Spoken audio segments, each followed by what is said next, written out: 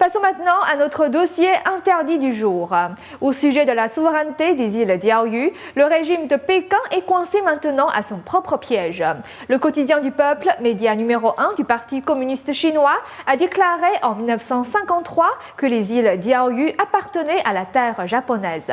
Le ministère des Affaires étrangères japonais a récemment capturé cet article datant de 1953 et l'a posté sur son site internet officiel. On rapporte que le gouvernement japonais propagerait activement cette information au sein de la diplomatie étrangère et sur Internet. Récemment, le gouvernement japonais a trouvé la preuve de sa souveraineté sur les îles Diaoyu dans un article de presse publié par le quotidien du peuple le 8 janvier 1953. Selon cet article, les îles Diaoyu sont territoire japonais. Le ministre japonais des Affaires étrangères a publié une photo de cet article sur son site officiel. En légende, on pouvait lire « Il est donc clair que la Chine considérait autrefois les îles Diaoyu comme une partie d'Okinawa ». Avant 1971, le régime du PCC n'avait jamais contesté la souveraineté du Japon sur les îles Diaoyu. Le 6 octobre dernier, Radio France Internationale a relaté cette histoire. 3 mois avant la signature du traité de Maguan, en 1895, le Japon avait occupé les îles Diaoyu. Le traité cédait Taïwan et ses îles affiliées au Japon, sans inclure les îles Diaoyu. Pendant les 75 années qui ont suivi jusqu'en 1971, aucune objection n'a été opposée ni par la dynastie Qin, ni par le gouvernement de la République de Chine, ni par le régime du PCC à l'occupation des îles Diaoyu par le Japon. Le quotidien du peuple est le premier média officiel du PCC. Son dernier rapport sur les îles Diaoyu a semé beaucoup de troubles en Chine. 实际上都承认了钓鱼岛说是日本的，现在在强词夺理的来捍卫什么主权是很被动的，这个被动都是中共造成的，给我们国人给我们国家领土完整造成了很大的麻烦。 En réalité, les îles Diaoyu ne sont qu'une petite partie du territoire qui a été vendu par le régime du PCC.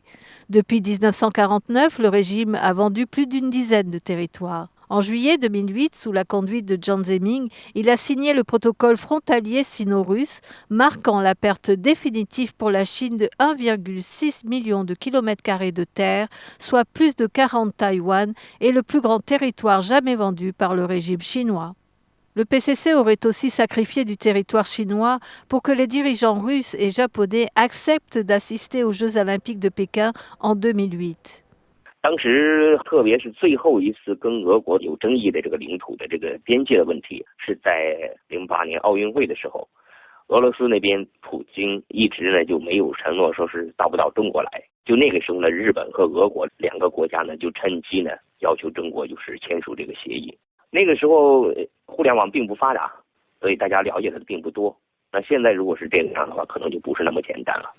Selon les analystes, la défense territoriale de la Chine n'est qu'une ruse. La seule façon possible pour les Chinois de retrouver leur territoire serait d'écarter le PCC du pouvoir et d'introduire un gouvernement élu qui aurait le droit d'abolir tous les traités injustifiés signés par le PCC.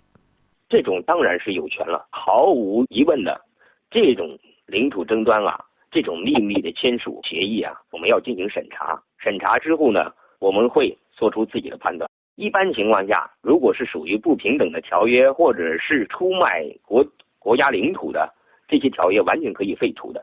这个是联合国也允许的。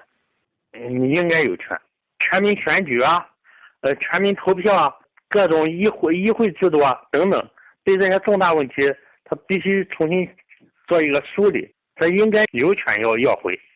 Selon un article publié en août dernier sur le site thediplomate.com sur la question de souveraineté, les dirigeants des pays démocratiques mènent des actions concrètes alors que le régime totalitaire communiste chinois ne fait que de fausses promesses sans aucune déclaration valide de souveraineté.